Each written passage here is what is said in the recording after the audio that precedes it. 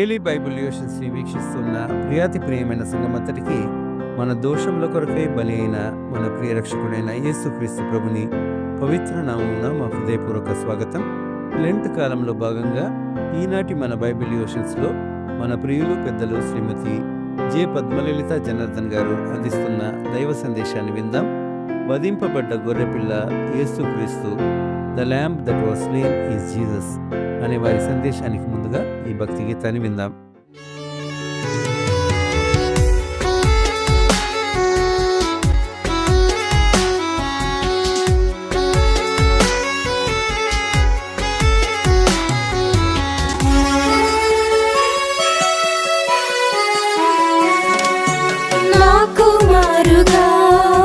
వధింపబడిన దేవుని గొర్రె పిల్ల, నా కుమారుగా వధింపబడిన దేవుని గొర్రె పిల్ల, నాకు బదులుగా శాపగ్రస్తమై సిలువలో వేలాడిన నా యేసయ్యా, నాకు బదులుగా శాపగ్రస్తమై సిలువలో వేలాడిన నా యేసయ్యా, నా కుమారుగా వధింపబడిన దేవుని గొర్రె పిల్ల, నా కుమారుగా వధింపబడిన దేవుని గొర్రె పిల్ల.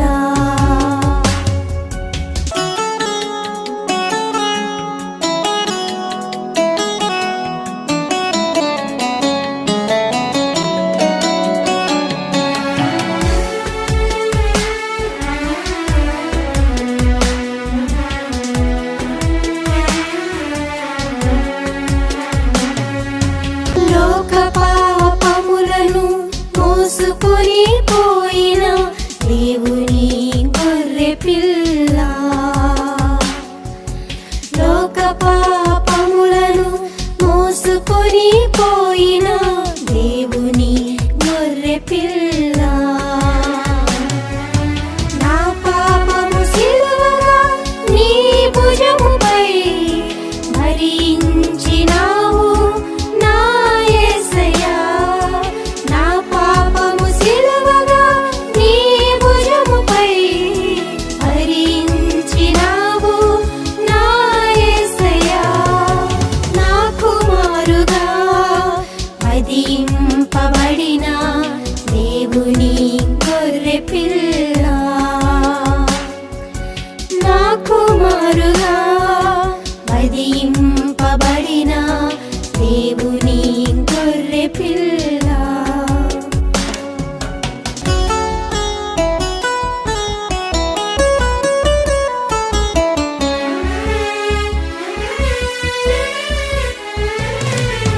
మోరియా పర్వతముపై ఇస్సాకు కుమారుగా వధింపబడిన గొర్రె పిల్ల, మోరియా పర్వతముపై ఇస్సాకు కుమారుగా వధింపబడిన గొర్రె పిల్ల, కలువరి గిరిపై నాకు బదులుగా వధింపబడిన నా యేసయ్యా, కలువరి గిరిపై నాకు బదులుగా వధింపబడిన నా యేసయ్యా, నా కుమారుగా వధింపబడిన దేవుని గొర్రె పిల్ల, నా కుమారుగా వధింపబడిన దేవుని గొర్రె పిల్ల.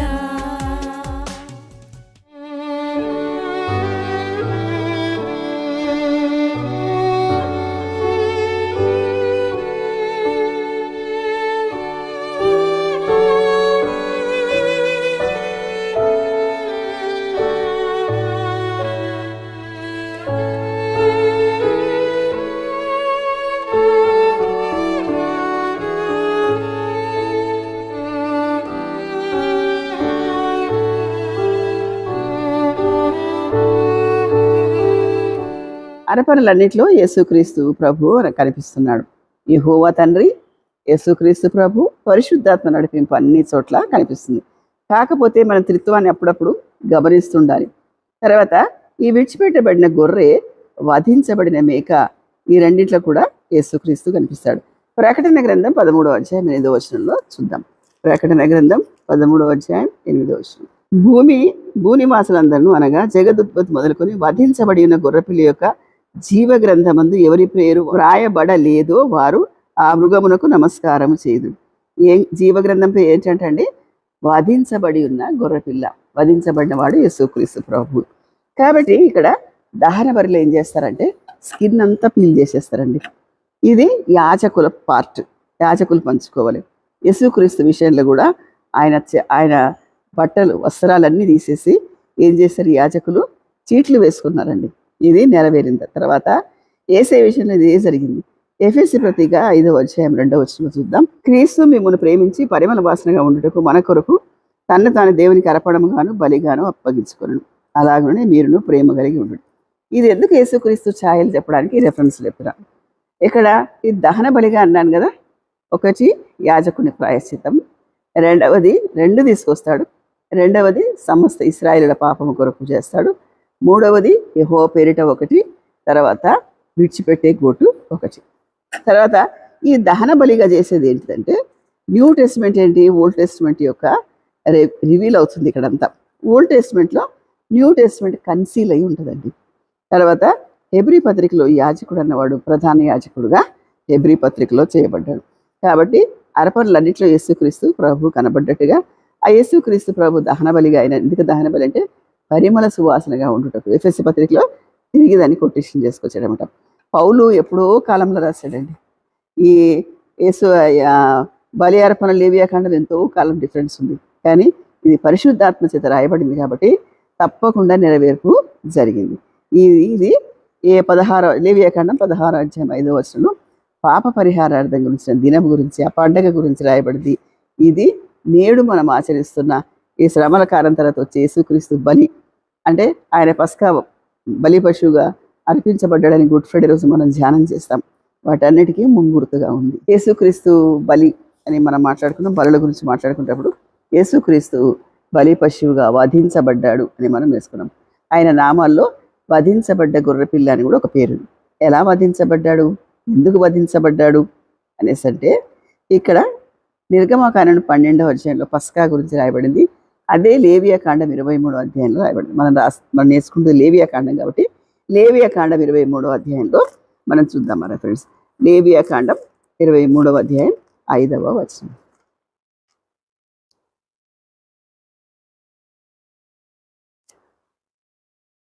మరియు యెహోవా మోషేకు ఇలాగు సెలవిచ్చాను, నీవు ఇశ్రాయేలుతో ఇట్లనము, మీరు చాటించవలసిన యెహోవా నియామక కాలం ఇవి. ఈ కాలముల యందు మీరు పరిశుద్ధ సంఘములుగా కూడవలెను. నా నియామకములు ఇవి. ఇక్కడ చెప్తూ ఇక్కడ పస్కా గురించి చెప్తాడు 5వ వచనంలో. మొదటి నెల 14వ దినము సాయంకాలమందు యెహోవా పస్కా పండుగ జరుగును. ఇది మెయిన్ బేస్. ఎందుకు ఈ పస్కా అనేసి అంటే మనం విమోచించబడ్డాం. అక్కడ తొలిచూలుని చంపేయాల అనే ఒక ఆజ్ఞ వస్తుంది. అయితే ఇశ్రాయేలు తొలిచూలు అందరూ మిగిలిపోతారు. ఫరో కుమారుడు కూడా చనిపోతాడు. అయితే వీళ్ళందరికీ చెప్తాడు, మీరు పస్కా ఆచరించండి. ఆ పస్కా ఎలా ఆచరించాలి అందులో యేసుక్రీస్తు ప్రత్యక్షతను మనం చూద్దాం. నిర్గమకాండం 12వ అధ్యాయంలో చాలా డీటెయిల్గా ఉందండి. మోషే అహరోనులు ఐగుప్తు దేశంలో ఉండగా యెహోవా వారితో ఇలాగ సెలవిచ్చెను, నెలలో ఈ నెల మొదటిది, ఇది మీ సంవత్సరానికి మొదటి నెల. మీరు ఇశ్రాయేలు సర్వ సమాజంతో ఈ నెల దశమి నాడు వారు తమ కుటుంబముల లెక్క చొప్పున ఒక్కొక్కడు గొర్రెపిల్లనైనను మేకపిల్లనైనా, ప్రతి ఇంటికి ఒక గొర్రెపిల్లనైనా ఒక మేకపిల్లని తీసుకునేవారు. ఆ పిల్లని తినుటకు తన కుటుంబం చాలకపోయినా వాడును తన పొరుగు వాడిని తమ లెక్క చొప్పున దాన్ని తీసుకునేవాళ్ళను. దీని గురించి అంతా రాసుకుంటూ ఎలా చెప్తాడంటే ఇక్కడ చూడండి. మొదటి పాయింట్ ఎక్కడంటే ఈ నెల 14వ దినం వరకు మీరు దాన్ని ఉంచుకునేవారని. ఎప్పుడు తీసుకురావాలా? 10వ దినంలో తీసుకురావాలా. గొర్రెల్లో నుండి తర్వాత మేకలలో నుండి అయినా దాన్ని తీసుకునవచ్చు. ఎట్లాంటిది? అది నిర్దోషమైనది ఉండాలి. యేసుక్రీస్తు ప్రభు పుట్టుకలో కానీ పెద్ద పోషణలో కానీ మాటలో కానీ ఆయన నిర్దోషుడు. ఈ మేక, ఈ పొట్టేలు దేనికి సాదృశ్యం? యేసుక్రీస్తు. తర్వాత రథం ఎట్లా ఉంది చూడండి. అది తన ఇంట్లో కట్టేయాలి. ఎప్పటి వరకు? 14వ తారీఖు వరకు 4 రోజులు ఉంచాలి. సాయంకాలంలో దాన్ని చంపి దాని రక్తం కొంచెం తీసి తాము దాన్ని తిని ఇండ్ల ద్వారపు 2 నిలువు కమ్మిల మీద పై కమ్మి మీదన చల్లి ఆ రాత్రియే వారు అగ్ని చేత కాల్చబడి ఆ మాంసమును పొంగని రొట్టెలు తినవలను, చేదు కూరలతో దాన్ని తినవలను. ఇక్కడ చూడండి, యేసుక్రీస్తు ప్రత్యక్ష గురించి మాట్లాడుకుంటున్నాం కాబట్టి ఏం చేయాలా? దాన్ని వధించి దాని రక్తాన్ని కొంచెం తీసి ఇక్కడ ఇండ్ల ద్వారంకి వేయాలి. అప్పుడు సంహార దూత దాటిపోతాడు. ఎక్సోడెస్, విమోచన అనే దానికి అర్థం ఏమిటంటే దాటిపోవుట. పస్కా అంటే పాస్ ఓవర్. ఎలా దాటిపోతారు? ఏ ద్వారబంధం మీద అయితే రక్తపు చుక్కలు కనిపిస్తాయో, రక్తపు సింబుల్ కనిపిస్తూ వెళ్ళిపోతారు అనమాట. నిలువు కమ్మికి అడ్డ కమ్మికి రాయాలంట. ఈ నిలువు కమ్మి అడ్డ కమ్మి అనగానే మనకి ఏది గుర్తొస్తుందండి? క్రాస్ గుర్తొస్తుంది, సిలువ గుర్తొస్తుంది కదా. అది ఏం చేయాలా? ఆ 2 నిలువు కమ్మిలకు పై కమ్మిలకు. ఈ నిలువు కమ్మి దేవునికి మనకు సమాధానం, అడ్డకర్ర సంఘంతోనూ సమాజంతోనూ మనకు పొరుగువాడితోని సమాధానం. ఇది ప్రకటించడానికి యేసుక్రీస్తు వచ్చాడు. యేసుక్రీస్తు 10 ఆజ్ఞలు కుదించి 2 ఆజ్ఞలు చేశాడు. ఇది దానికి సాదృశ్యంగా ఉంది. తర్వాత దాన్ని ఏం చేయాలా? దాన్ని ఎలా తినాలని చెప్పాడు చూడండి. ఉదయకాలం వరకు దాన్ని మిగిల్చకూడదు. ఇది కూడా ఆయన వేలాడబడిన శవాన్ని తీసేస్తారండి ఉదయకాలం వరకు. దాన్ని తినవలసిన విధానం ఏదనగా నిర్గమాకాండం 12వ అధ్యాయం 11వ వచనం. తినవలసిన విధానం ఏదనగా మీరు నడుము కట్టుకొని, నడుము కట్టుకోవడం అంటే ఏంటి? దేని కొరకు నడుము కట్టుకుంటారు? ఏదైనా హార్డ్ పని చేస్తే పంచ కట్టుకుంటారైతే ఒక చిన్న టవల్ అట్లా కట్టుకుంటారు. తర్వాత ఎవరెవరు కట్టుకుంటారు? మొరుటు పనులు చేసేవారు, బాలింతలు, తర్వాత ఇంకొకరు కూడా కట్టుకుంటారండి, గొడవ బట్టలు కూడా పట్టుకుంటారు. గొడవకి వెళ్ళేటప్పుడు ఆగానే కొంగు కట్టుకొని మరీ కొట్లాడతారు. ఈ నడుము కట్టుకొని చెప్పులు తొడుక్కొని, ఒకసారి మోషేతో నాటి చెప్పులు వదిలేసాయి, ఇది పరిశుద్ధం. ఇప్పుడు ఏం చేయాలా? తొడుక్కోవాలి. ఎందుకు? మీరు ఇక మీద బానిసలు గారు, బానిసత్వం నుంచి విడిపించబడ్డారు. మీ కర్రల చేత, కర్ర అధికారానికి సాదృశ్యం. ఆ రాత్రి ఐగుప్తు దేశమందు సంచరించి ఐగుప్తు దేశమంది మనుషులు కానీ జంతువులే కానీ తొలిచూలు సంతతి అంతా హతము చేసి ఐగుప్తు అందరికీ తీర్పు తీర్చెదను.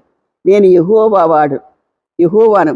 మీరున్న ఇండ్ల మీద ఆ రక్తము మీకు గుర్తుగా ఉండుట నేను చూస్తే మిమ్మల్ని వదిలేస్తాం. ఇది దేనికి సాదృశ్యంగా ఉంది? యేసుక్రీస్తు మన కొరకు యాగం చేసి ఆయన రక్తాన్ని మన కొరకు ఉలికించాడు. ఆ రక్తానికి ఎక్స్పైరీ డేట్ లేదు. ఎవడైనా పాపి, నేను పాపినని ఒప్పుకొని నోటితో ఒప్పుకొని నాకు పాపక్షమాపణ కావాలని యేసుక్రీస్తుని అడిగితే 1 యోహాను పత్రిక 1వ అధ్యాయం 7 నుంచి 9 వరకు ఉంటుంది. ఆ పాపాన్ని, ఆ రక్తాన్ని ఆశ్రయిస్తే ఆయన మన రక్తంతో కడిగి మనల్ని శుద్ధులుగా చేస్తాడు.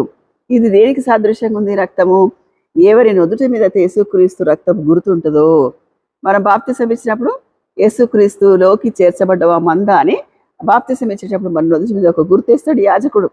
చేస్తాడు. అది ఈజీగా తీసుకోవద్దండి.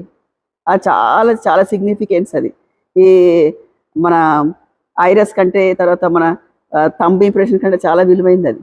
అదేంటంటే అది చూస్తే ఇతను యేసుక్రీస్తు రక్తంలో కడగబడ్డ ఒక ప్రమాణం చేసిన బిడ్డ కనుక ఈయనని హతము చేయడానికి లేదు. ఎందుకంటే పస్కా బలి పశువుని వధించిన తర్వాత ఆ రక్తంతో నిలువు కమ్మిలు, అడ్డ కమ్మిలు రక్తంతో పూసినప్పుడు అది చూసి సంహార దూత పారిపోతుందట. ఆ సంహార దూతకు ఎవరు ఆజ్ఞ ఇచ్చారు? యెహోవా తండ్రి ఇచ్చాడు. కాబట్టి నువ్వు నాశనం కాకుండా యేసుక్రీస్తు ప్రభు నీ కొరకు ఒక ఆజ్ఞ చేస్తాడు.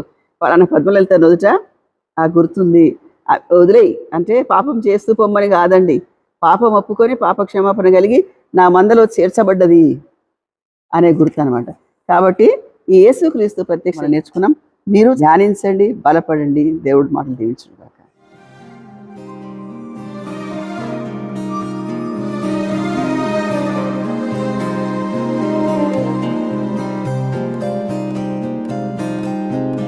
వధింపబడిన దేవుని గొర్రె పిల్ల, వధింపబడిన దేవుని గొర్రె పిల్ల.